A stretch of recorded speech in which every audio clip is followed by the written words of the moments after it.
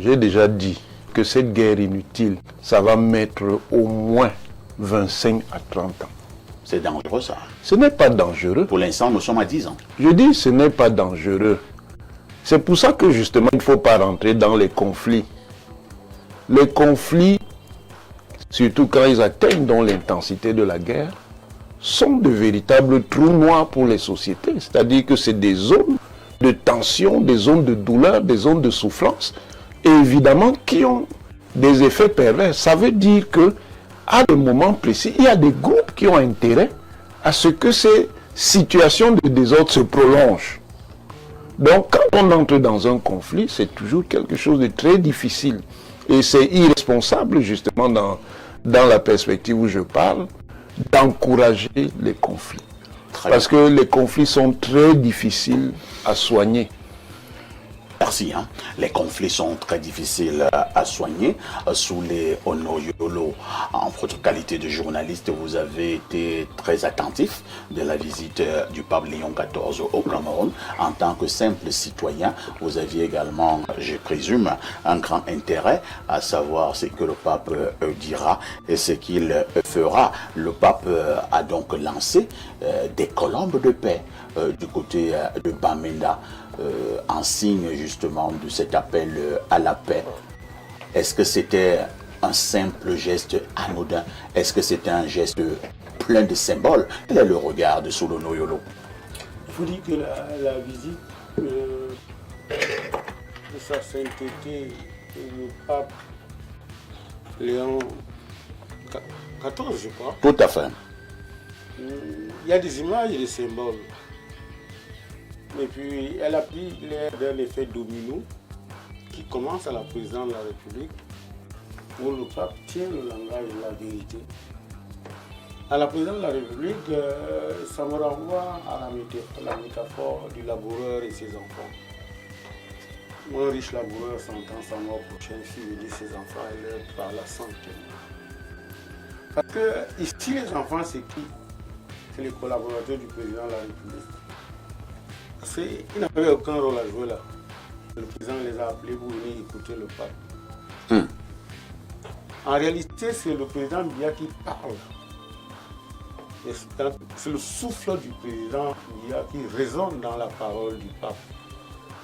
Parce que le pape dit, mais attends, vous ne pouvez pas laisser votre peuple mourir autant de misère. La mal-vie, vous n'êtes pas humain. Vous avez tout pour réussir. Vous comprenez que le pape a cogné là où ça fait mal, en lieu et place du président Biya, que les dragons que le régime a engendrés n'arrivaient plus à tenir avec ces dragons. Parce que le président Biya lui-même, plusieurs fois, vous vous rappelez en 2008, avec les émeutes de la faim, qui vont échouer sur la modification constitutionnelle avec...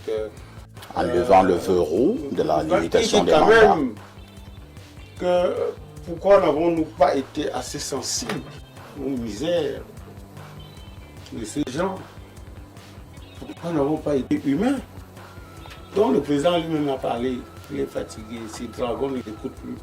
Maintenant il fait venir le pape pour que, à travers la spiritualité, qu'il puisse toucher le cœur de ses collaborateurs. Donc il y a l'aspect spirituel. C'est pour ça que je dis, quand le pape tient le langage de vérité au palais de Toudi, vous voyez que Bamenda se passe sans problème. À Bamenda, on a cours. On pense qu'on peut trouver le salut à travers le discours du pape. Et les autres villes, ce sera presque le même retentissement. Alors, lorsque vous avez vu cette ferveur populaire, lorsque vous avez vu ces populations enthousiastes, lorsque vous avez vu ces chansons aller à l'endroit du ciel, lorsque vous avez vu cette bénédiction du Saint-Père, j'en oublie certainement, avez-vous l'impression que le pape peut ramener la paix du côté du nord-ouest et du sud-ouest du pays? Le langage de la réconciliation, là le pape dit la paix, non, non, non, pas demain, n'est-ce pas, mais maintenant.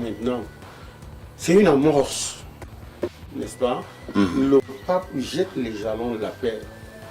Vous savez, parfois ici, si vous allez voir un médecin parce que vous avez un mal de tête, si vous prescrivez le Doliprane, si vous ne buvez pas, vous aurez toujours mal à la tête.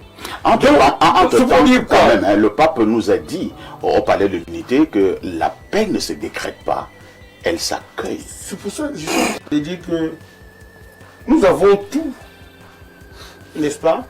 La spiritualité qu'apporte le pape n'est qu'un ajout. Nous avons des imams, nous avons des évêques, n'est-ce pas? J'ai toujours pensé qu'on pouvait ressusciter le service religieux, le service écuménique que faisait le professeur Mondosé avant, où à la fin de l'année, il invitait, n'est-ce pas, un collectif d'imams, de pasteurs et de prêtres pour prier.